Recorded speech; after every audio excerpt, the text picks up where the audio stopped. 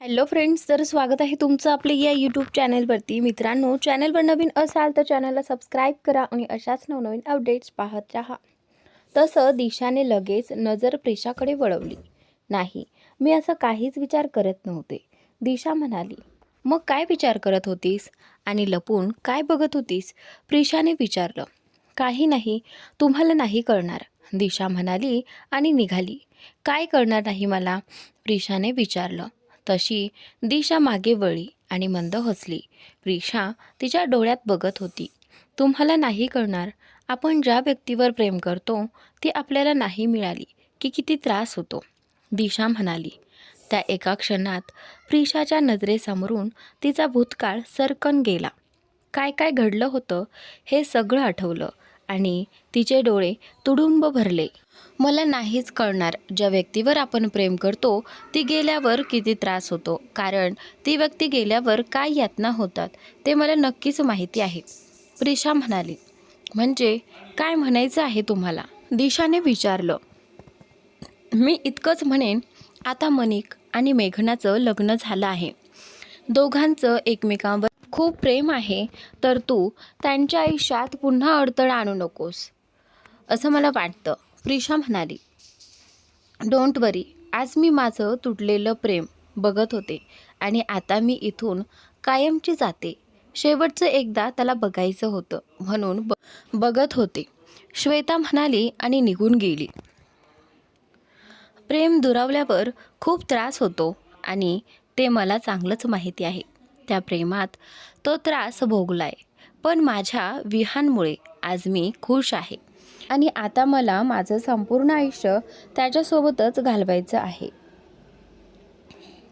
मला विश्वास आहे दिशा, तू यातून नक्कीच बाहेर पडशील, कारण तुझ्या नशिबात शर्वरी नाही आहे.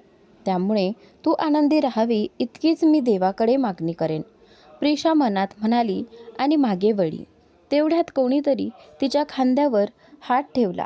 तिने मागे वळून पाहिलं तर दिशा नव्हे, तर दिशा मागे गेल्यावर तिच्यासमोर दिशा नव्हती, तर दिशाऐवजी तिच्यासमोर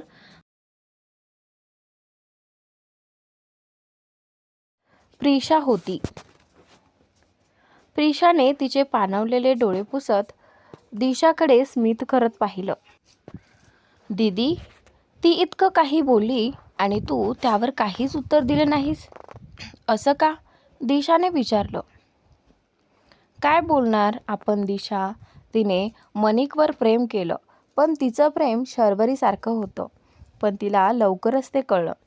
देवाने सुद्धा कशी खेळी रचली होती. श्वेता, मनिक आणि मेघना दोघांनाही सांगायला आली होती, पण त्याआधीच इतकं काही घडलं होतं की दोघंही दुरावले. तब्बल 15 वर्षांनी भेटले आणि त्यांच्या दुरावण्याचा दोष श्वेताने स्वतःवर घेतला. पण तसं नव्हतं. का माहिती आहे? प्रिशा म्हणाली. का? तिने विचारलं. कारण नात्यात विश्वास महत्त्वाचा असतो आणि त्यावेळी मेघनाचा विश्वास जो आहे तो डगमगला होता, म्हणून ते दुरावले.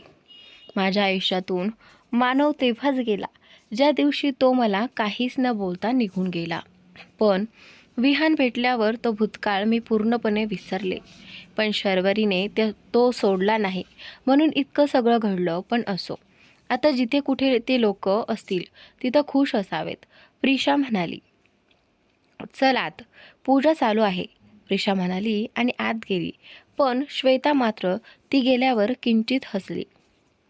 दीदी, तुला कल्पनाही नाही, तुला इतका त्रास देणारे जे लोक होते, तुझा तो ग्रुप, तो जिवंतच नाही, ते कधीच संपले. आणि ती शर्वरी, तिला तर खूप विचित्र पद्धतीने मारलंय जिजूने. त्यानंतर ही जी दिशा आहे ती मनातच म्हणाली. इकडे तिकडे बघत तीही आत आली. पूजा झाली होती आणि मेघना सर्वांना प्रसाद देत होती. थोड्या वेळाने मेघनाने गुरुजींना पान वाढले, जेवण दिलं. गुरुजींनी जेवताना जेवणाची खूप तारीफ केली. त्यामुळे मेघना आणि सगळेच खुश झाले. गुरुजी गेल्यावर घरातील सगळे जेवायला बसले. मस्ती गप्पा करत जेवण झालं आणि संध्याकाळी घरी जायची तयारी झाली, कारण दुसऱ्या दिवशी दिशा आणि मितेशची पूजा होती. संध्याकाळ. संध्याकाळी मेघना सगळं आवरून वरच्या रूममध्ये आली. दरवाजा उघडताच तिला समोरचं दृश्य पाहून धक्काच बसला. पूर्ण रूम काळोखात होती. फक्त कॅन्डल्स लावलेल्या गुलाबाच्या पाकळ्यांनी सजलेला बेड, सफेद बेडशीट, लाल हार्ट बलून, सफेद पडदे. हे सर्व पाहून तिला लगेचच कळलं की हे मनिकनेच केलं आहे.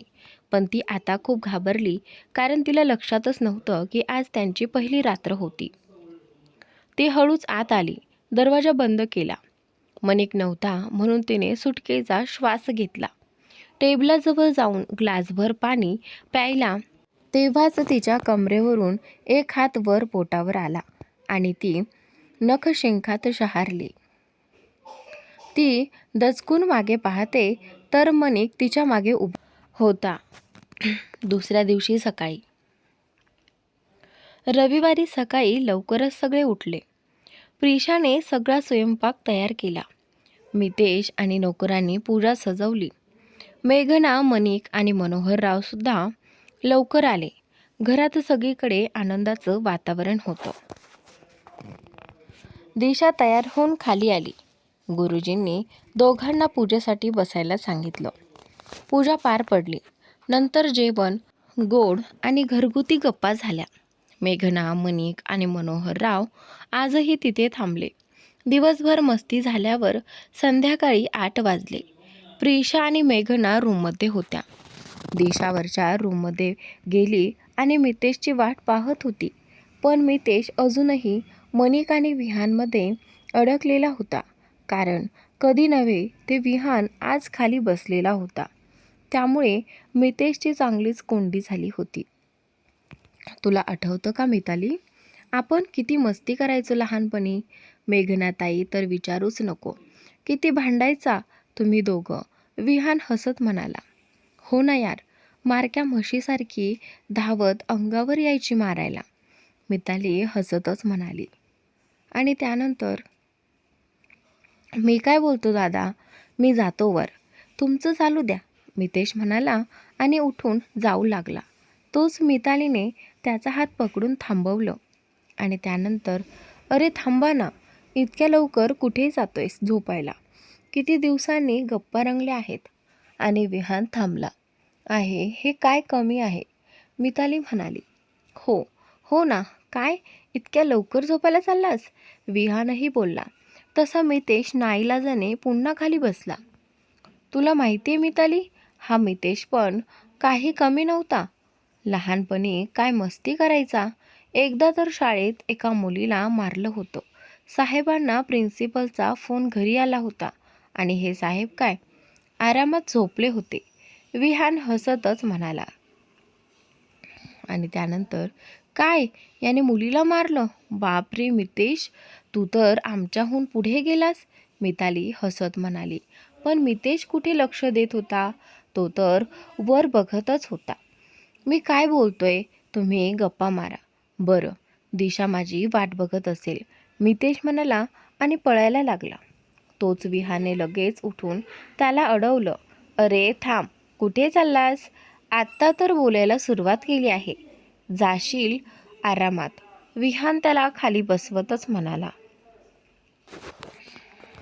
आता मितेश वैतागला. मनात म्हणाला, यार वहिनी प्लीज ये आणि तुझ्या नवऱ्याला घेऊन जा, नाही तर दीदी तू तर या आणि याला घेऊन जा. तोच वरून प्रिशा आणि मेघना येताना दिसल्या. तसं मितेश खुश झाला. मितेश, तू अजून इथे काय करतोयस? दिशा तुझी वाट बघते वर, मेघना म्हणाली. आणि त्यानंतर, दीदी हे दोघं मला सोडतच नाही आहेत. मितेश दोघांकडे खाऊ की गिळून नजरेने बघत म्हणाला. दोघंही गालातल्या गालात हसले. आणि त्यानंतर, इकडे काय हे विहान, तुम्हाला माहिती आहे ना आज त्यांची फर्स्ट नाईट आहे? तरीही थांबवलं त्याला, प्रिशा म्हणाली. मितेश तू जा, तिने थेट सांगितलं. तसा तो आनंदात उठला आणि प्रिशाजवळ आला.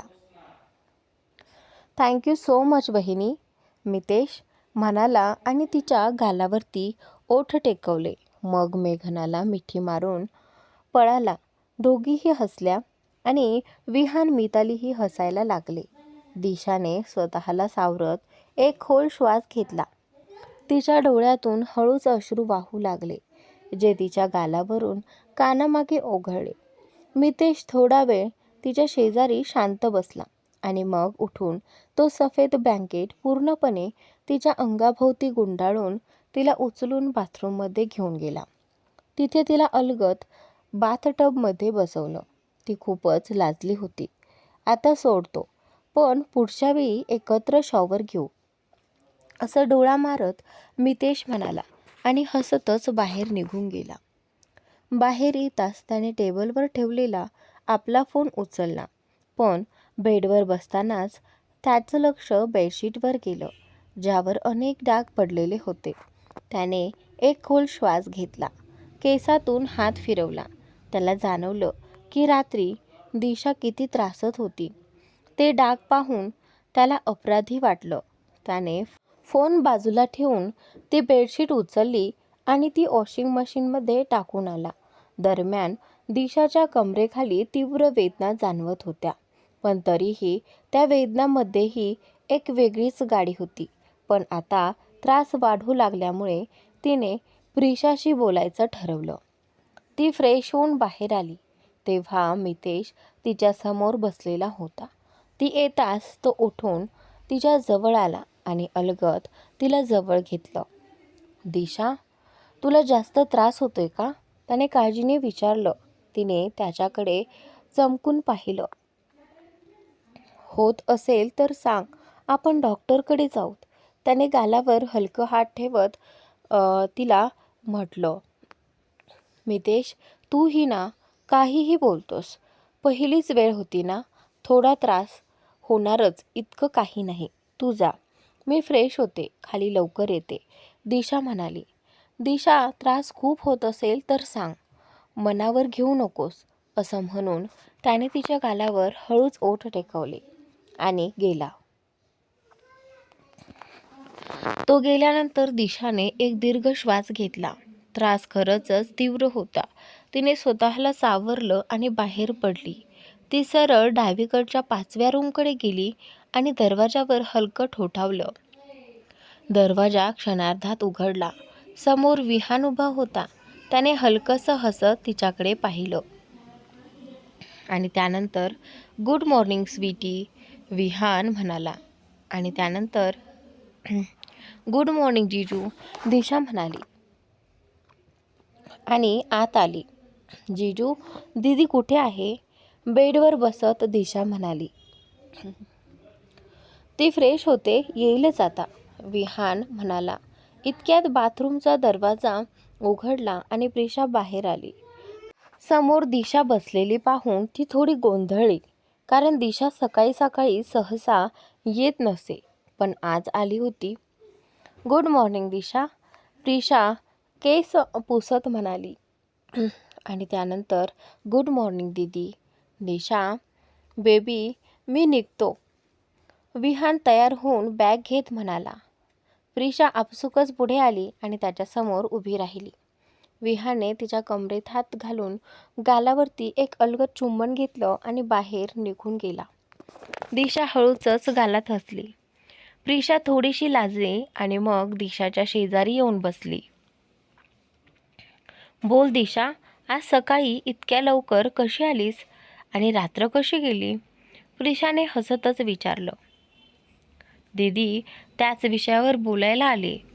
मला खूप त्रास होतोय ग, असं म्हणत दिशाचे डोळे पाणावले. आणि त्यानंतर प्रिशाने एक श्वास घेतला आणि तिला घट्ट मिठीत घेतलं. दिशा शांत हो, रडू नकोस, इतका त्रास नॉर्मल आहे, प्रिशा म्हणाली. पण दीदी, खूप जास्त त्रास होतोय, दिशा म्हणाली. ठीक आहे, आपण डॉक्टरकडे जाऊयात, आधी शांत हो, प्रिशा म्हणाली. दिशा थोडी शांत झाली. तिने डोळे पुसले. दीदी, हे जिजूला सांगू नकोस, नाहीतर ते मितेशला सांगतील आणि मग मितेश घाबरून माझ्यापासून लांब राहील, दिशा म्हणाली. डोंट वरी, मी कोणालाच काही सांगणार नाही, प्रॉमिस, प्रिशा म्हणाली.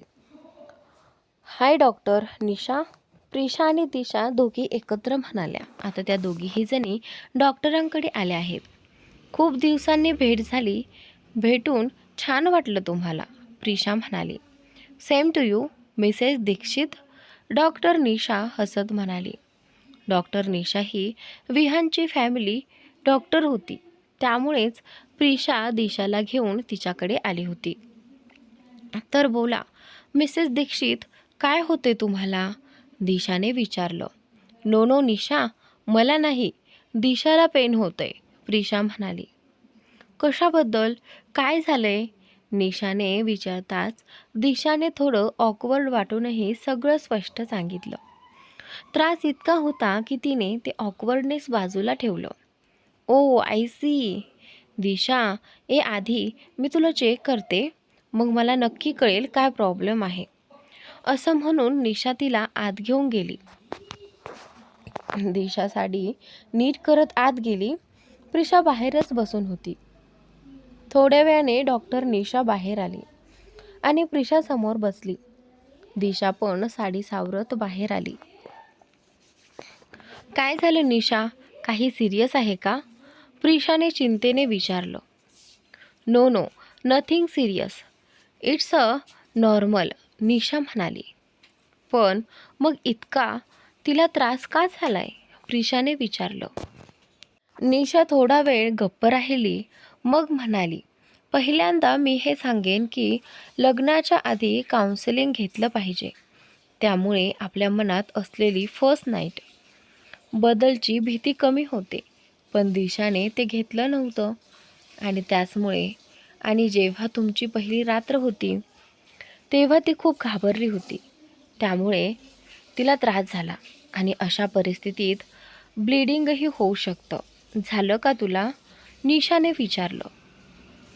हो ना, दिशा म्हणाली. म्हणूनच मी म्हणते की जेव्हा तुझा मानसिक आणि शारीरिक रिस्पॉन्स पूर्ण असेल तेव्हा काही त्रास होणार नाही. पण पहिल्यांदा त्रास झाला म्हणजे प्रत्येक वेळी होईलच असं नाही. सवय झाली की त्रास कमी होतो. आता पुढच्या वेळी बघ, पुन्हा त्रास झाला तर मग काही टेस्ट करू. इन्फेक्शनमुळे सुद्धा कधीकधी असा त्रास होतो, निशा म्हणाली. ओके, मी सांगेन तुला, दिशा म्हणाली. थोडा वेळ गप्पा झाल्यावर दोघीही तिथून निघाल्या आणि त्याचनंतर माने, आत्ताच फायनान्स डिपार्टमेंटला मेल पाठवा, पुढच्या 2 तासात ऑडिट होणार आहे, विहान रागात म्हणाला. ओके सर, माने म्हणाले आणि ऑफिसच्या दिशेने निघून गेला. विहानने नुकताच फायनान्सचा रिपोर्ट चेक केला होता आणि त्यात लाखोंचा गोंधळ आढळला. तो नेहमी डेली रिपोर्ट्स तपासायचा, पण अलीकडे फॅमिली फंक्शनमुळे दुर्लक्ष झालं होतं. आजच त्याने रिपोर्ट मागवल्यावर त्याला ही गोष्ट लक्षात आली होती. म्हणून त्याने मानेला कॉल करून तात्काळ ऑडिटची सूचना दिली होती. माने गेल्यावर विहानने लॅपटॉप उघडून कामाला सुरुवात केली. इतक्यात त्याचा फोन वाजला. पाहिलं तर जॅकचा कॉल होता. से फास्ट, जॅक म्हणाला. विहान म्हणाला, बॉस, उद्या अर्जंट मीटिंग आहे बेंगलोरला मिस्टर अवस्थींसोबत. जॅक म्हणाला. आय नो, लिसन जॅक, मी आज संध्याकाळीच बेंगलोरला निघतोय. तू माझ्यासोबत येतोयस? आजच तुझं तिकीट कन्फर्म कर, विहान म्हणाला. ओके बॉस, असं म्हणत जॅकने फोन ठेवला. आता जॅक फोनकडे रागाने बघत म्हणाला, हे बॉस ना सगळं शेवटी सांगतात. आता सोफियाला काय सांगू? बॉससोबत अचानक बेंगलोरला जातोय. ती तर बॉसपेक्षा धोकादायक आहे, वाट लावेल माझी. पुन्हा माझ्यासोबत डेटवर येणार नाही. पण बॉसला तरी काय सांगू की माझी डेट आहे? बॉस तर मला जिवंत गाडेल. असू देत, जे होईल ते होईल. आधी बॉस, मग सोफिया, असं म्हणत त्याने सोफियाचा नंबर डायल केला आणि डोळे घट्ट मिटून घेतले. आणि त्याचनंतर, हॅलो बेबी, लिसन, माझी बॅग पॅक कर, मी बेंगलोरला चाललो आहे. मिस्टर अवस्थींसोबत मीटिंग आहे, विहान म्हणाला. आणि त्यानंतर, पण विहान, असं अचानक? तुम्ही मला आधी काहीच सांगितलं नाही, प्रिशा थोड्या तक्रारीने म्हणाली. हो, विसरलो, कालच ठरलं सगळं. आणि पूजा होती ना, त्यात सांगायचंच राहिलं, विहान म्हणाला. ओके, मग परत कधी येणार, प्रिशाने विचारलं. आफ्टर 2 या 3 days लेटर, विहान म्हणाला. श्रीके, बॅग पॅक कर, पण संध्याकाळी लवकर या, प्रिशा म्हणाली. Okay, I will try, love you, Vihan म्हणाला. लव्ह यू टू, प्रिशा म्हणाली आणि फोन ठेवला. आता काम आवरून ती रूममध्ये आली आणि कपाटातून त्याची बॅग काढून त्याची पॅकिंग करायला लागली. हे विहान पण ना, सगळं काही अचानक सांगतो आणि मग त्यांच्यासोबत वेळच मिळत नाही, प्रिशा मनात म्हणाली आणि बॅग भरू लागली. 2 तासानंतर विहान मागे आणि साने सोबत खाली फायनान्स डिपार्टमेंटमध्ये आला. त्याने सरळ दरवाजा उघडून आत प्रवेश केला. समोर एम्प्लॉईज बसले होते. विहान आल्याबरोबर सर्व उठून उभे राहिले आणि त्याचे अभिवादन करू लागले. विहानने सगळ्यांना बसण्याचा इशारा दिला आणि मानेकडे पाहिलं. मानेने फायनान्स हेडकडे पाहून रिपोर्ट्स मागितला. घाबरतच फायनान्स हेडने रिपोर्ट विहानकडे दिला. विहानने रिपोर्ट अत्यंत बारीकाईने वाचायला सुरुवात केली. वाचून झाल्यावर त्याने जुन्या एम्प्लॉईजना एक एक करून प्रश्न विचारायला सुरुवात केली. आता तिथल्या प्रत्येकाच्या अंगात थरथर सुरू झाली होती. फायनान्स हेड तर एसीमध्ये असूनही घामाघूम झाला होता. त्याने बाजूला बसलेल्या व्यक्तीकडे पाहिलं आणि ते दोघेही एकमेकांशी इशाऱ्यांनी संवाद करू लागले, जे सानेच्या बारीक नजरेने लक्षात आलं. बॉस, 1 मिनिट, साने म्हणाले आणि फायनान्स हेडकडे रोखून पाहिलं. तुम्ही जे काही इशाऱ्यांनी बोलत आहात ते आता बॉससमोर बोला, साने रागाने म्हणाले. विहानने त्याचवेळी फायनान्स हेडकडे जळजळीत नजरेने पाहिलं. फायनान्स हेड पुरता घाबरला. What happen, say fast, Vihan कडक आवाजात म्हणाला. ते बॉस, फायनान्स हेडचा तोंडातून शब्दच निघत नव्हता. से फास्ट डॅमेट, विहान टेबलावर जोरात हात आपटून म्हणाला. ते पाहून सगळेच थरथरले. फायनान्स हेड आणि त्याच्या बाजूचा व्यक्ती उठून उभे राहिले. त्यांनी मान खाली घातली, कारण आता विहान त्यांना सोडणार नाही हे त्यांना स्पष्ट समजलं. I said, say fast, don't waste my time, Vihan पुन्हा एकदा रागात ओरडला. Boss, I am really very sorry, ही मोठी चूक आहे, पण आम्ही पुन्हा असं काही करणार नाही. फायनान्स हेड माफी मागू लागला. I don't want sorry, tell me what is the matter, where is the company money, विहाने थंड पण खवळलेल्या स्वरात विचारलं. तेव्हा दुसरा माणूस हळू आवाजात बोलू लागला. बॉस, 2-3 महिन्यांपासून फायनान्स रिपोर्ट चेक झाला नव्हता. आम्हाला वाटलं तुम्ही कार्ड रिपोर्ट बघणार नाहीत, कारण घरी काही इश्यू आहेत असं कळलं होतं. म्हणून आम्ही कंपनीतून पैसे वापरण्याचा निर्णय घेतला. We use companies money for personal use, तो म्हणाला. विहानच्या भुवया उंचावल्या. व्हॉट इज द प्रॉब्लेम, विहानने विचारलं. बॉस, आम्ही दोघं रिलेशनमध्ये आहोत. हा माझ्या काकांचा मुलगा आहे. आम्ही 10 वर्षांपासून काम करतोय. घरी फॅमिली इश्यू आहेत, मुलं लहान आहेत, पगार कमी पडत होता. मुलांच्या शिक्षणासाठी लोन घेतलं होतं. ते फेडायला कंपनीचे 1 लाख रुपये वापरले. परत करणार होतो, पण पकडले गेलो, तो माणूस रडत बोलला. विहानला त्यांच्या नजरेत अपराधीपणा आणि लाज दिसली.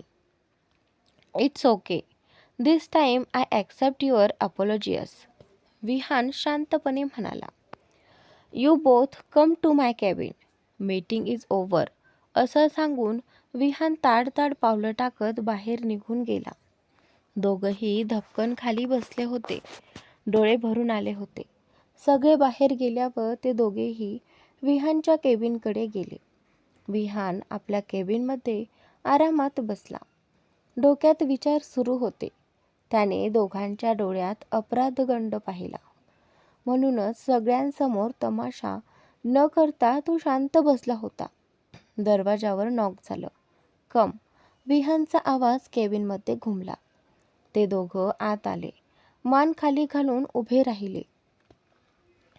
मी तुम्हाला माफ केलं, कारण तुम्ही गेली 10 वर्ष इमाने इतबारे काम करत आहात. ही पहिली आणि शेवटची चूक असेल. विहान कडक स्वरात म्हणाला. Yes yes boss. दोघंही घाबरून म्हणाले. आणि त्यानंतर तुम्हाला तुमचं पेमेंट वाढल्याचं लेटर मिळेल, विहान म्हणाला. हे ऐकून त्यांचे डोळे पाणावले. त्यांनी हात जोडून विहानला धन्यवाद दिलं. गो नाव, विहान म्हणाला. या घटनेचा त्याने कुठेही गाजावाजा केला नाही, कारण ही गोष्ट याआधी कधीच घडलेली नव्हती आणि ती बाहेर जायला नको होती. Sophia baby, try to understand. Urgently जायचं आहे आणि तुला माहीत आहे ना बॉस कसे आहेत. जॅक गेल्या अर्ध्या तासापासून तिला समजावत होता. जॅक, तुझं रोजचं असंच असतं. बॉसकडे वेळ आहे, पण गर्लफ्रेंडसाठी वेळ नाही. सोफिया रागात बोलली. माहिती यार, पण काम महत्त्वाचं आहे. कमावलं नाही तर खायचं काय?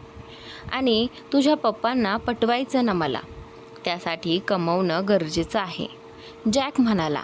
आणि त्यानंतर इकडे ते ऐकून सोफियाला हसू आलं.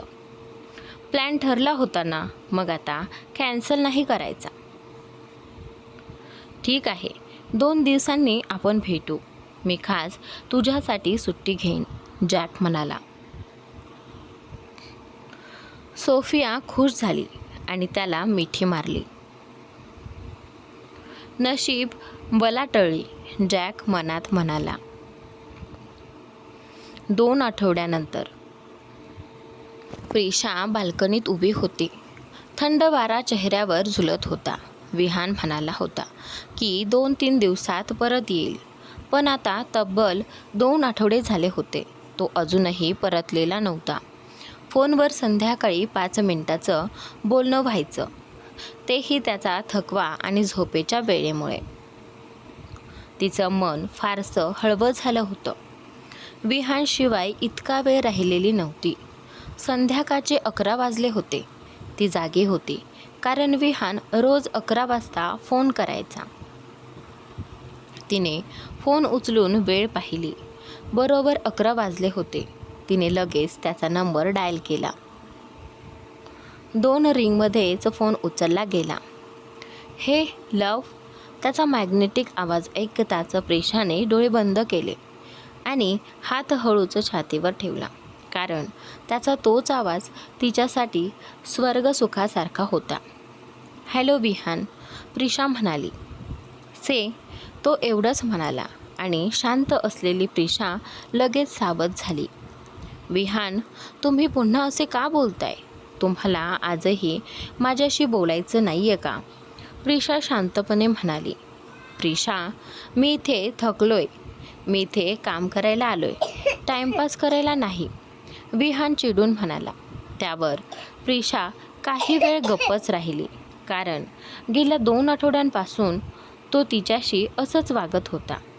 तुटक, चिडचिड करत आणि बेबीऐवजी तिला सरळ प्रिशा म्हणत होता. तिच्या डोळ्यात अश्रू आले. बरं, तुम्ही जेवलात का? तिने हळू आवाजात विचारलं. ये, आत्ता जेवलो आणि आता झोप येते. बाय, विहान म्हणाला आणि तिने काही बोलायच्या आधीच फोन कट केला. फोन कानातून बाजूला ठेवत ती एकटक मोबाईलकडे बघत राहिली. डोळ्यातून अश्रू वाहू लागले. मी काय चुकले? मी तर माझ्या नवऱ्याशीच बोलत होते, पण हे असे का वागतायत? गेल्या 2 आठवड्यात नीट बोललेच नाहीत. ना फोन ना मेसेज. इतका का प्रेशर आहे की मला दुर्लक्षित करतायत, प्रिशा स्वतःशीच रडत म्हणाली. तिने फोन बाजूला ठेवला आणि बाल्कनीत येऊन तशीच खाली बसली. मनात विचारांची गर्दी होती.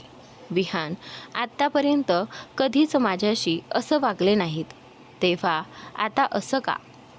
तुम्ही म्हणाला होतात की 3 दिवसात याल, पण 2 आठवडे झाले. मी काही विचारलं तर चिडचिड करताय. काही चुकलं असेल तर माफ करा, पण असं बोलू नका. मला तुमच्याशिवाय कोणीच नाही. खूप प्रेम करते मी तुमच्यावर विहान.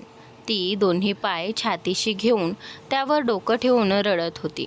अशीच रडता रडता तिला झोप लागली आणि ती तशीच बाल्कनीत झोपली. रात्री थंडी वाढली होती, पण ती तिथेच कुडकुडत राहिली.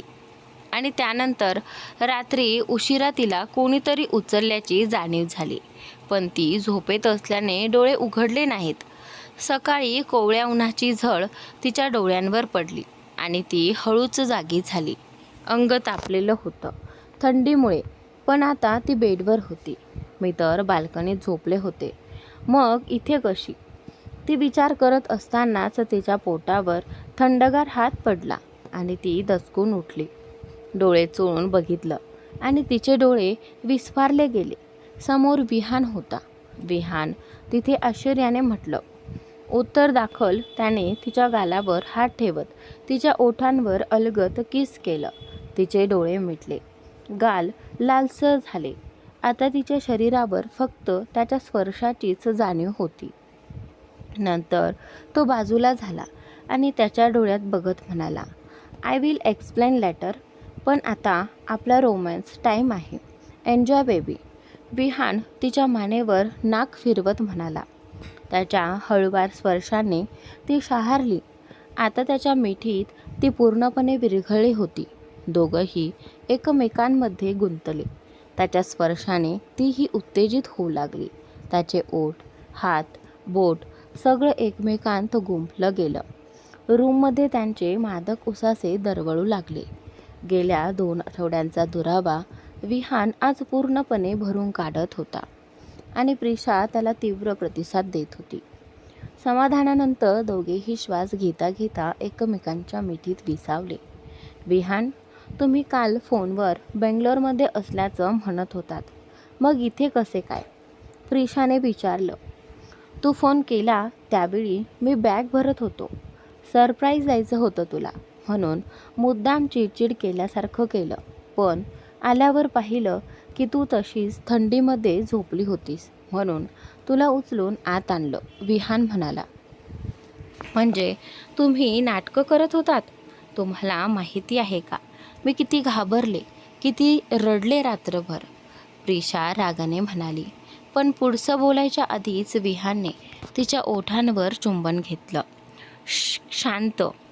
तो तिचे केस पकडून ओठांवर चुंबनाचा वर्षाव करत होता. ती श्वास घेऊ शकत नव्हती, म्हणून त्याने तिला थोडं सोडलं. Don't dare to talk like this again, Vihan ओठ पुसत म्हणाला. प्रिशाने त्याला ढकलून दिलं.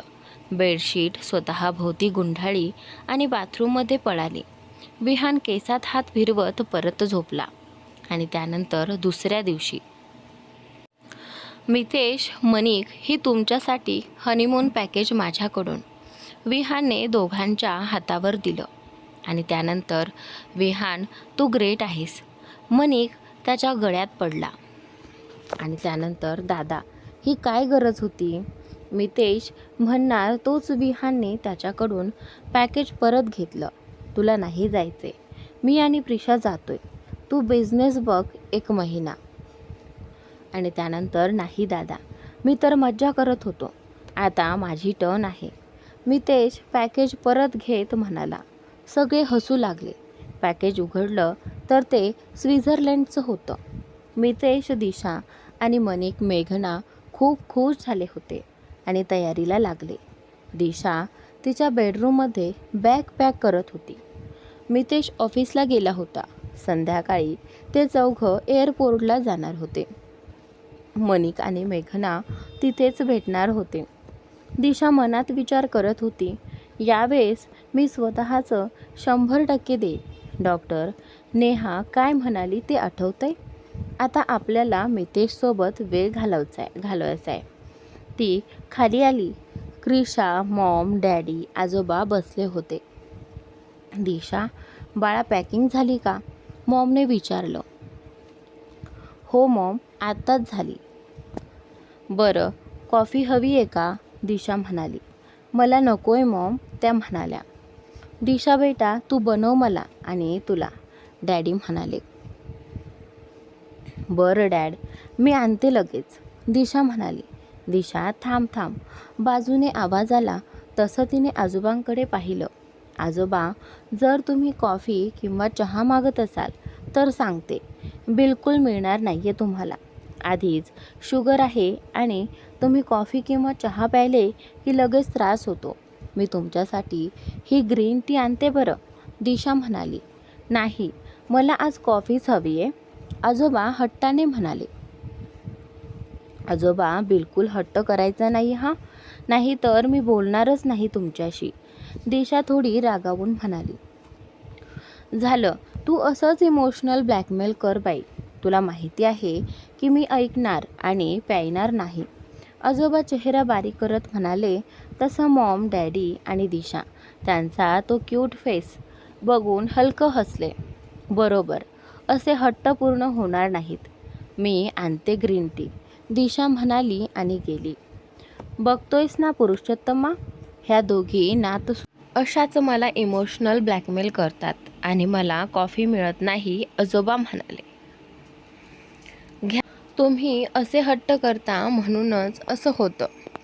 हे सगळं करू नका म्हणजे ब्लॅकमेल करायची गरज पडणार नाही, पुरुषोत्तमराव म्हणाले.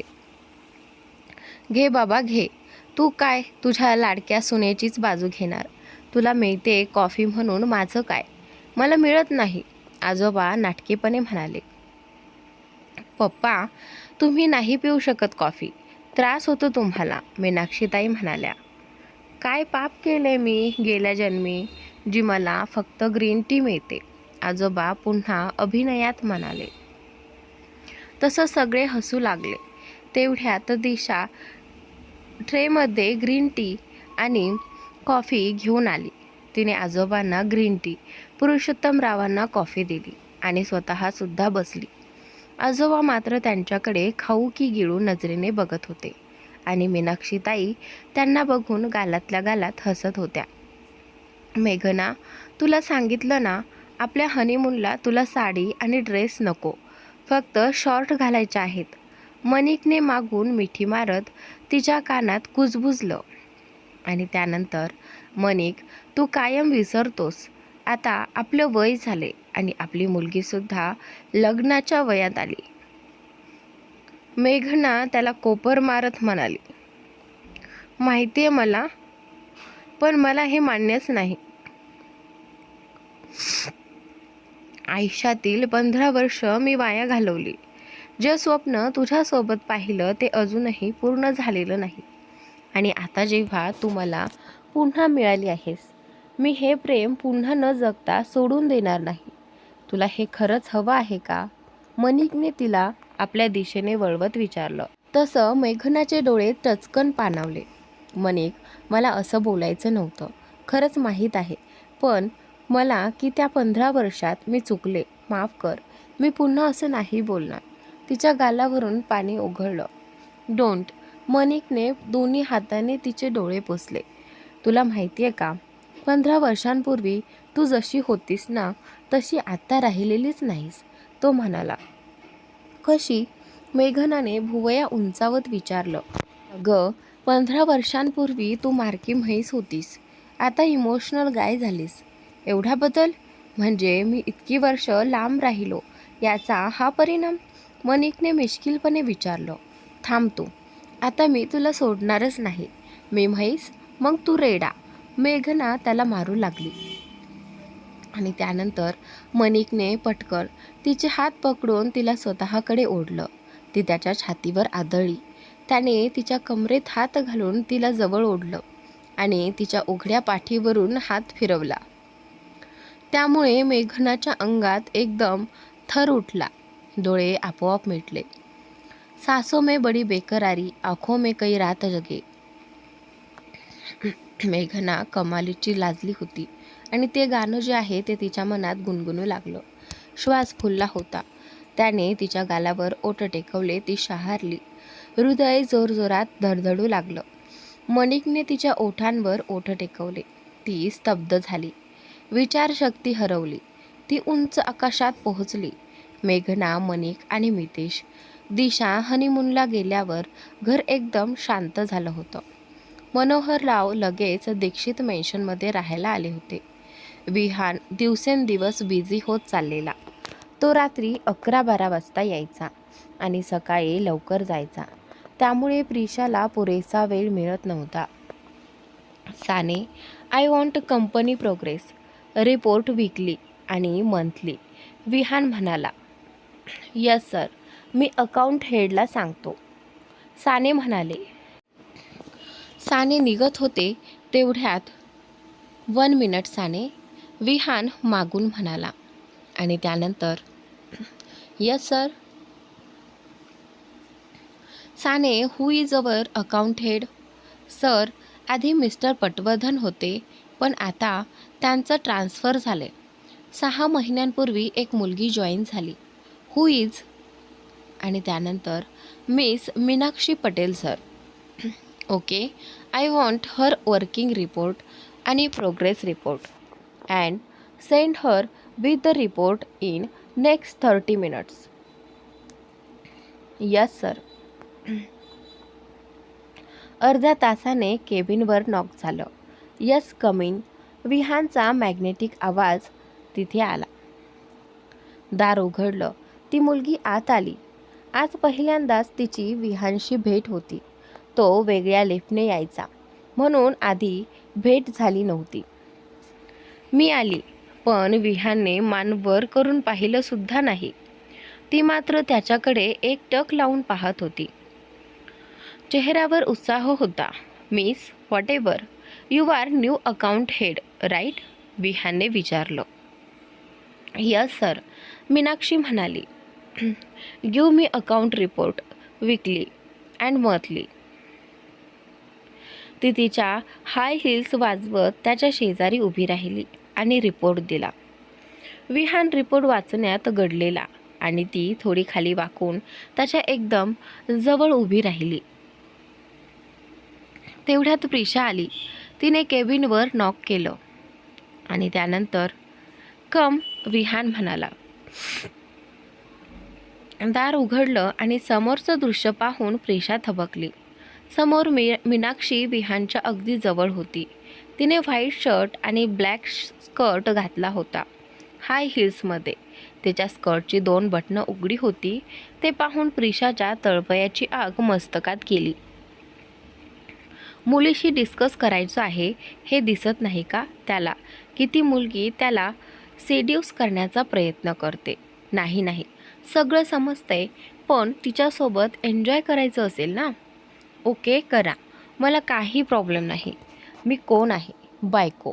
लग्न होऊन 6 वर्ष झाली. आता बायको काय जुनी झाली? बायकोमध्ये काय इंटरेस्ट राहिला नाही?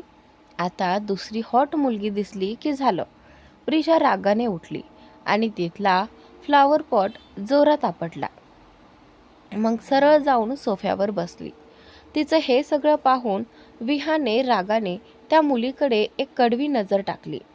Miss, whatever you are trying to do to seduce me, what the hell are you doing?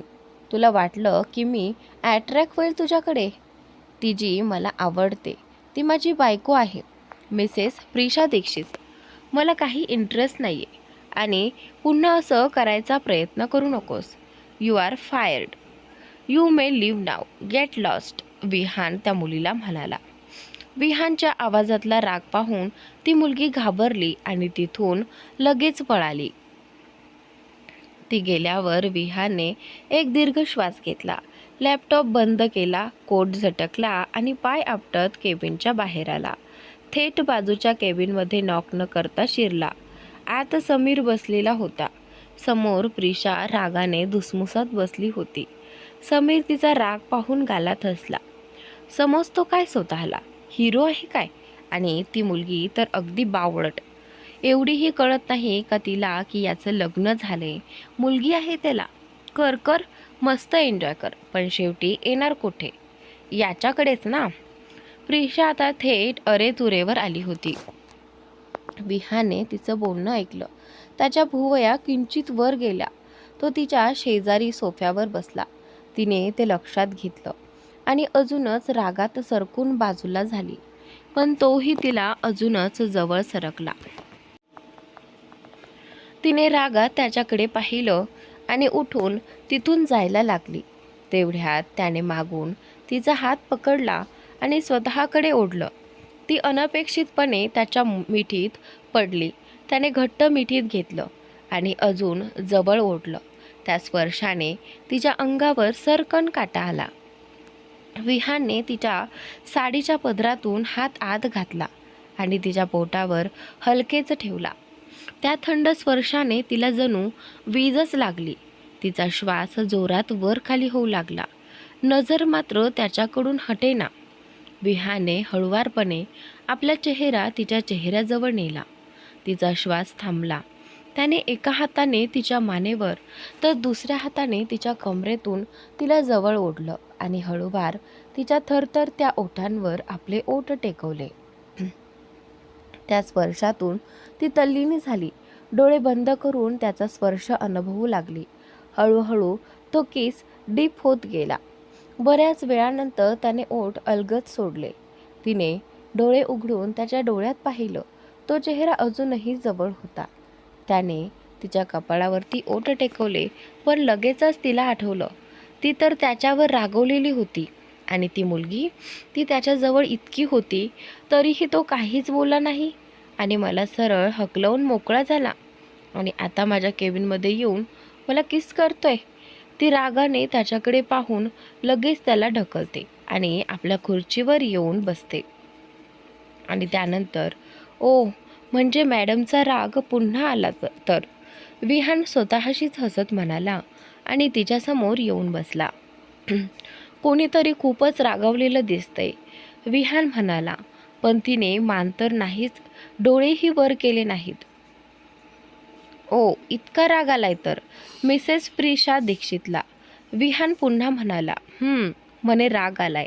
आधी बायकोला बाहेर काढायचं आणि दुसऱ्या मुलीसोबत रोमॅन्स करायचा आणि ती गेल्यावर बायकोला जवळ करायचं. किती योग्य पद्धत, प्रिशा म्हणतच म्हणाली. पण अजूनही वर पाहिलं नाही आणि फाईल पाहत राहिली. आता काय करणार? मुली लागतात मागे, त्यांना हकलायचं कसं ना. पण बायको ही आपलीच असते. थोडा प्रयत्न केला की लगेच मानते, विहान गालात हसत म्हणाला.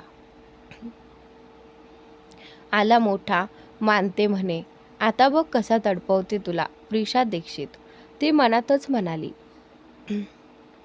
बायको ऐक ना, आज संध्याकाळी मी डिनर अरेंज केले, तयार राहा, आपण जातोय, विहान म्हणाला. आता तिने मान वर केली आणि दोन्ही हात हनुवटीला लावत त्याच्याकडे एकटक पाहिलं. मिस्टर दीक्षित, मला पॉसिबल नाही. डिनर तुम्ही तुमच्या नवीन गर्लफ्रेंडला घेऊन जा, ती खूप सुंदर आहे. छान वाटलं मला तुमचं कपल. मी कोण? मी फक्त कोणाची तरी बायको आहे ना, त्यामुळे मी असं दुसऱ्यांसोबत डिनर करत नाही. मला नाही पटत हे, प्रिशा विहानला म्हणाली. आणि आजचा भाग इथेच संपतो. पुढील भाग पाहण्यासाठी चॅनलला सबस्क्राईब नक्की करा.